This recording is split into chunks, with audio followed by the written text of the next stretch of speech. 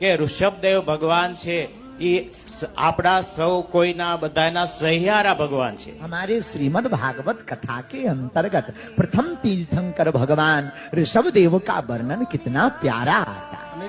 અનેકત્વમાં એકતાનો જો સિદ્ધાંત છે એ ઋષભદેવ મારફતે આપણને મળે છે। તો ખાસ કરીને સનાતન સંસ્કૃતિની અંદર ઋગ્વેદની અંદર ભગવાન આદિનાથનું વર્ણન કરવામાં આવ્યું છે। તમામ સંસ્કૃતિ તમામ સંપ્રદાય જેને માન્યતા આપી હોય એવું આ એક જ પાત્ર છે ऋषभदेव।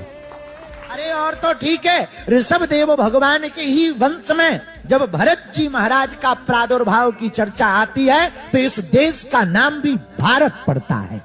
ऋषभ नाराज मां सिद्ध गिरिराज मां